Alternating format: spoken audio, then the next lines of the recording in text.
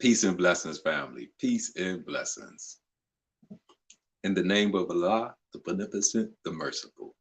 I bear witness that there is no God but Allah, who appeared in the divine person of Master Fard Muhammad. I further bear witness that he raised for us a divine leader and teacher and guide to teach us and return us back into our original selves. And that leader, teacher, and guide is none other than the most honorable Elijah Muhammad. I could never thank these two enough for leaving for me in my generation a divine reminder that our Savior has arrived. And that divine reminder is the Honorable Minister Louis Farrakhan. And these three great names, I greet you in the greeting words of peace. Assalamu alaikum. And for those who are participating, Ramadan Mubarak. And for those who don't know, Ramadan is the holy month that we who practice Islam, we celebrate in the revelation of the Holy Qur'an. And we fast for 30 days from the sun up to sundown. We abstain from food, water, and anything that is harmful.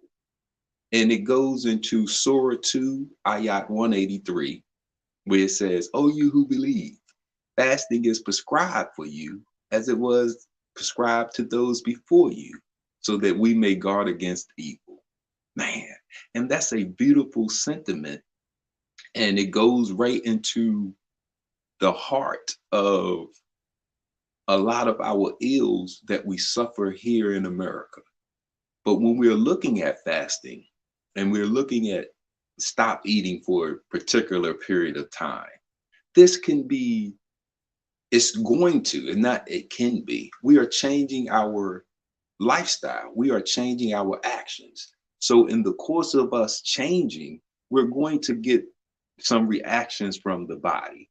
And these reactions could make it hard for us to continue and be successful with the fast. So when we are looking, some of the key ways that we get this hunger sensation, let's look at that. Some of the key ways that we can cause the hunger sensation to arise in our body. Number one, the number one is boredom. This is the number one way that we can create that hunger sensation inside of us, boredom. And this is because the hunger hormone revolves around satiety, right? So when we are looking,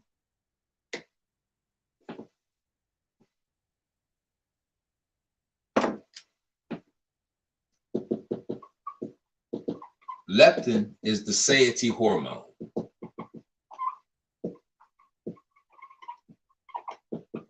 This is what controls our hunger. This is what turns off the hunger sensation. So when we are looking at boredom, that racy mind, right? This is where we can create that condition of that mimics the stress response. We can create that condition that lowers our metabolism. We can create that condition with our thoughts that causes a chain reaction in our body that now we are looking for something to do, right? So when you are bored and you are going down the list of things that you can or can't do, eating is usually something that we can easily accomplish. So I'm bored, I need something to do.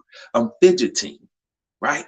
And this will soon lead to us eating because it's giving myself something to do, right? Look, number two, stress, right? Stress. Stress affects our appetite on many, many ways. One of the main ways is the episode of stress or the stress response.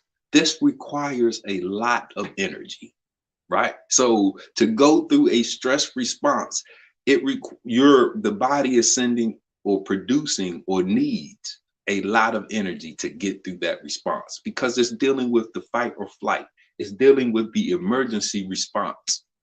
So at the end, you will see an energy. So the energy spikes, right? So our energy level during stress, it spikes. When we at the end, we have just expended an extreme amount of energy. So now when the body comes down, it's going to be a deficit.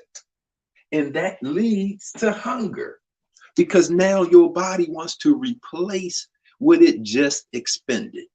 Unfortunately, we keep ourselves in a stress response all day. We wake up under stress. Some of our commutes are stress. We get to work as stress. We stressed at lunch because it's not a long time. We stress because we got to get back. We stress because we here all day. We stressed on the commute home. We stress when we get home. So we can always keep ourselves expending this energy. And when we come down, it's going to be natural that the body needs to replace this. And we can keep ourselves in a cycle of being hungry just by these two right here. I'm bored and I'm stressed, right? So when we all want to look at these two things, we want to make sure that we know how to satisfy ourselves. We want to make sure that during the course of the day, we have it planned out so that every hour I got something to do. So I can eliminate the boredom, the bored hunger. I don't have nothing to do. I take my mind off of food. I take my mind off of fasting by giving myself something to do. As the Honorable Elijah Muhammad teaches us, that we work, right? That we work. I want to page 161. This is chapter 48 of How to Eat to Live, book 2, Best Preventative Against Death. Woo! And it says, we all are very hesitant in refraining from eating food for any length of time. Why? It says it is because we are born eating all the food that we can get in our stomachs within one day. There is no regularity in this way of eating. We eat whenever we see some food. So this is a training that we come in, right? So we want to, in the process of Ramadan and fasting, we are also learning how to retrain our bodies from an unhealthy lifestyle to a healthy lifestyle. So when I'm going through this, I have to know that once I have 5 senses, right? So if I got taste, touch, smell, sight, right, and hearing, everything is energy. Everything is energy. Food is just only chemical energy in a particular form, but everything is energy. My 5 senses is how I receive energy. These are the ways that energy can get inside of us, that we can consume energy, right? So we have a metabolism. Let's look at this. So we have a metabolism. Metabolism is an easy equation. It's the catabolic, anabolic, right? Catabolic breaks down. So whatever I consume, whatever I eat and put in my body, the catabolic breaks it down. The anabolic uses it, right? Energy, building blocks. Energy cannot be destroyed. Matter cannot be destroyed. They can only be transferred and transformed. This is the transformation process. This is our metabolism, the 2 stages. We got 5 ways to get something inside of us: taste, touch, smell, sight, and hearing. Okay, now, if you eliminate one, during Ramadan, we removing taste, right? What happens when we remove one of the 5 senses? The other 4 will compensate, and they will now grow stronger in their ability to receive. So when we remove the taste, our sense of taste, we still have touch, we still have smell, we still have sight, and we still have hearing as ways to receive this energy. As he says in 161, we all are very hesitant in refraining from eating food for any length of time. Why? It is because we are born eating all the food that we can get in our stomachs within one day. There is no regularity in this way of eating. We eat whenever we see some food. See, because we have been bombarded and raised with just the chemical energy of food as the only way that we can receive it. So what has happened is our sense of touch, smell, sight, and hearing, they have been used negatively. Okay, if you hear, let's do a test, right? Let's say you're walking down the street, right? Boom, boom, boom. And you see something on the ground that you think in your first sight, oh, it's a snake. And you run or you jump, right? That's a burst of energy, right? That's the fight or flight. It's designed to give you a burst of energy to get you through that particular action or activity or problem, right? So we know that I can see something and get energy. I've just been trained to receive that energy from anger or fear or something like that. If I hear, a lot of us, we live in neighborhoods where we hear detrimental sounds like gunshots. You hear, ooh, you get that natural reflective action where you gain a burst of energy that's designed to get you to safety. But you know you can hear something and it can give you energy. We know this, right? Just like we know we can smell something, we can see something. You could hear something, or something can touch you, right? You can get touched either the wrong way, oh, and it repulses you, or you can get touched in the right way and it soothes you, it empowers you. Oxytocin is the love hormone that primarily comes from touch. My point is that we can get energy from our other senses. We can feed. Now, as this information is coming in, remember, we have two forms. When you put something in, when you consume, the catabolic state breaks it down. So when you receive this information, the parietal lobe, this is the lobe that the neurons that are responsible for our sensory data, our sensory information. Energy cannot be destroyed. It can only be transferred and transformed. When you receive this energy, it comes here to the parietal lobe, but it doesn't stop because energy cannot be destroyed. It can only be transferred and transformed. Just like if you see something scary and that energy, that sight, that energy hits your occipital lobe, hits your parietal lobe, and then it hits your limbic system, that fight or flight. And it has that cascading effect to give you a boost of energy to get you through or past the emergency. So all we have to do is learn how to train these senses. So I don't have to be scared to see something to get energy. I don't have to be scared to hear something to get energy.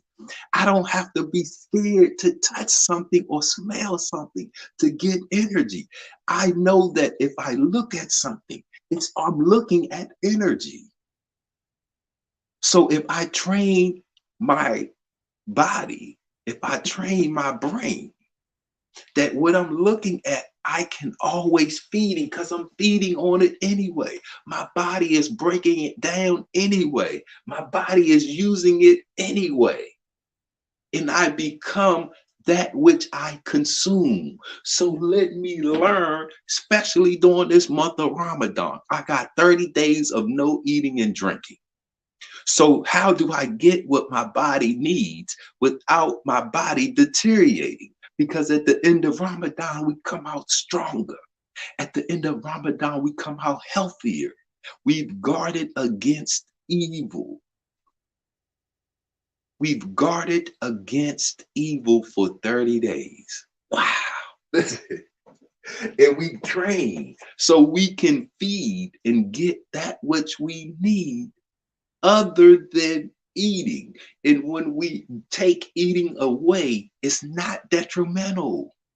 The body still has several other ways to eat, several other ways to consume the energy that it needs. We have 5 senses. These 4 will compensate, overcompensate. They will grow stronger. So your touch will grow stronger. Your smell will grow stronger. Your sight will grow stronger. Your hearing will grow stronger.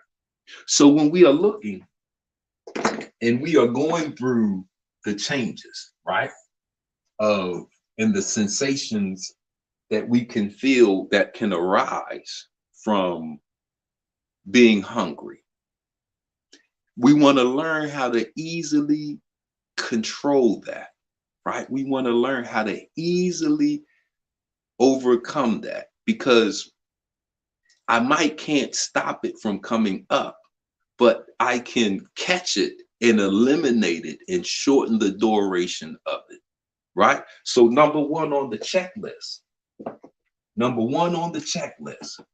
breathing.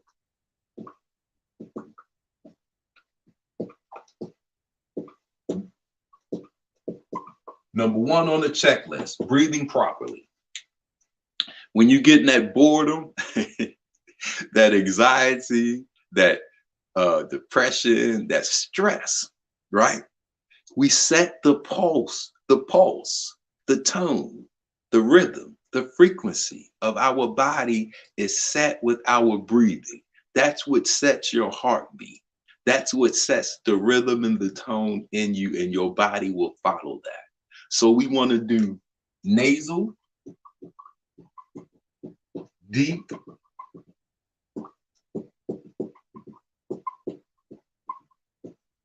diaphragm breathing, slow.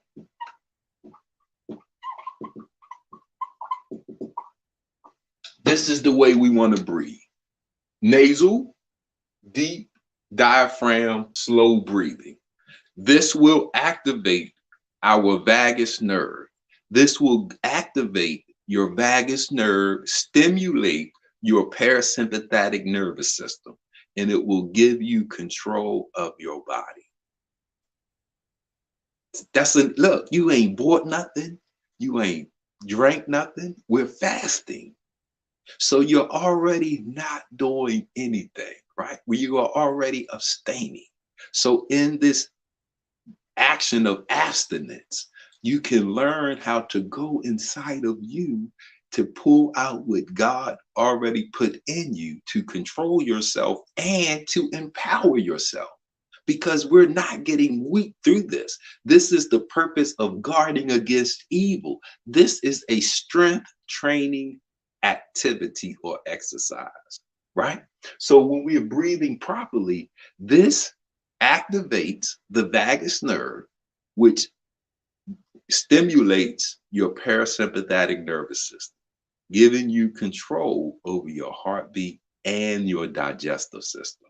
So just by breathing properly, you can control your heart and your digestive system. The opposite of that, when you're not breathing properly, this is what gives you that out of control sensation, right? So number 2, look, I know this one may sound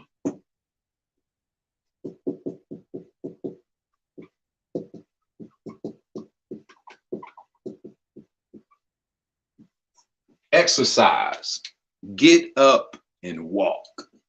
This is what I mean by exercise. Cardiovascular aerobics. They go hand in hand with breathing because we are made of cells. We are aerobic, meaning with oxygen. Every cell in our body needs oxygen more than it needs anything else. So when we are breathing properly, we are saturating the body with oxygen. When you aren't breathing properly, you are starving the cells of oxygen. And a lot of the hunger sensations are the lack of oxygen, not because your body wants food. So when we get up and we walk, say you got that hunger, that boredom, that hunger sensation. Okay, everything is energy. Energy is in two main categories, right? You have your potential energy is energy at rest. Kinetic energy is energy in motion. All of the energies that we study, magnetism, gravity, electromagnetism, static electricity, all of those things come from kinetic or energy in motion.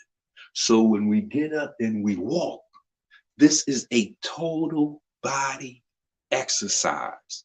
It is a total body movement. So what's happening is you are like a generator. You are conducting, creating energy. I know the European will tell you that you got to eat to get your energy. But listen, when you get up and you move something, you are creating energy. You are transforming energy. You are increasing your oxygen intake. You are saturating every cell in your body with the element of life, oxygen. And you feed your brain.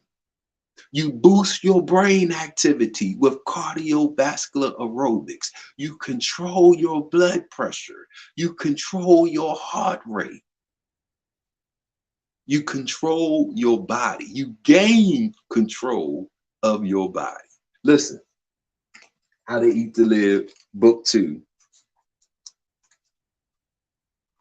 This is page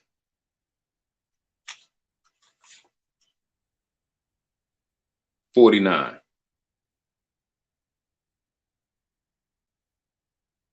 Fasting takes away evil desires. Fasting takes from us filthy desires.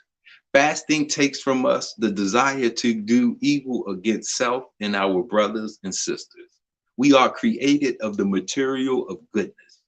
Therefore, good belongs to us, and it should not be hard for us to turn to our own selves in which we were created. Good. See, it should not. This is a practice of goodness. Ramadan is a practice of us being able to return to our own, which is goodness, because we've been reared in under a people, in a world, in a society that is the diametrically opposed to righteousness, to God. Everything of good they've taken away and given us the opposite. Everything of God they've robbed and stolen from us and gave us of their own, which is detrimental to us. So we have a practice. We have a way for you and I to practice righteousness. We have a way for you and I to guard against evil. And if we look in this world, that's something that we all need. We all should run to. So he says that it should not, we are created of the material, not be to turn.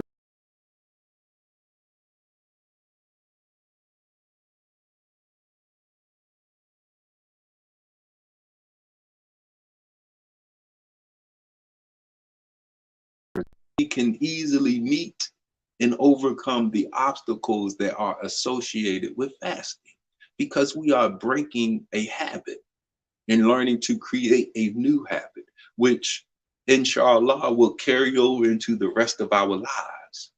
So there are a few things that cause us to create that hunger sensation, and there's a few things that help us to get back, right? Boredom is one. Stress is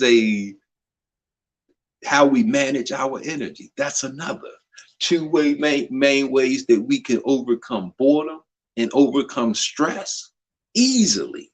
Breathing properly and get up and exercise and going for a walk, going outside and getting sunlight.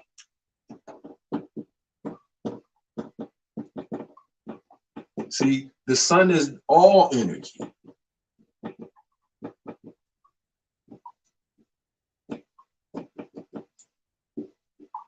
Comes from the sun. So the plants that we eat, whatever plants that we are abstaining from eating, they get their energy from the sun. They are just producers. They take that unseen energy and they transfer it and transform it into the chemicals, vitamins, minerals that we can see and eat. But they get their energy from the sun. So we have a 1, 2, 3 combination that will allow the other senses. See, we remove taste. So we got touch, sight, hearing, sound. Now, if we go outside and we allow the sun, our eyes to see, food, to hear, to smell, right? And to be touched by life, we feed. You are being fed. You are being imbued with life, and life begets life. So I want to lead with these beautiful words of the Honorable Elijah Muhammad. Chapter 13, How to Eat to Live, Book 2, Fasting, Eating Right Foods, Keys to Long Life. Fasting is a greater cure of our ills, both mentally and physically, than all of the drugs of the earth combined into one bottle or 1 billion bottles. Allah in the person of Master Fard Muhammad has taught me that fasting and the right kind of food are the cures to our ills. He has told me there is no cure in drugs and medicine. And this the world is now learning. We can take medicine all of our lives until it kills us, but we are still ailing with the same old diseases. So look at the combination. Fasting with the right foods. So as we are undergoing Ramadan and we are learning to abstain from evil, let us learn how to replace that evil, that negative, detrimental food with the food of life, with the food that will give you life. And I look, here's an example, page 170, How to Eat to Live, book 2. Listen, this is what it says. Page 170, How to Eat to Live. Eat that food that Allah has prescribed for us. Even take little simple things such as beans. Allah says that the little navy bean will make you live. Just eat them. He said that to me that even milk and bread will make us live. Just milk and bread, it is the best food. He said that a diet of navy beans will give us a lifespan of 140 years. Ooh, man. See? So in this course of action, of strengthening, right, of controlling myself, let me also learn how to feed myself with life, because the promise of God is life and life more abundant. Right? So we have that one equation of Ramadan and strengthening, but we need that other equation of how to eat to live. So after Ramadan, now we won't go back to the evil. After Ramadan, we will be strengthening and walking into our abundant life. Ooh, bad, because fasting is the cure. So after Ramadan, we shouldn't be sick anymore. After, right? So family, listen, as your brother, a believer and a benefactor, not just a believer, but a benefactor of this beautiful, awesome science, I just wanted to come and share this good news. Our Savior has arrived. How to Eat to Live. Get your copies, How to Eat to Live, book 1, How to Eat to Live, book 2, your real life insurance policy. Because with these, you aren't paying on your death. See, with these, you are paying on your life. Oh, man. So get them, www.finalcall.com, www.noi.org. I leave you as I came, the greeting words of peace. Salam alaikum. Peace.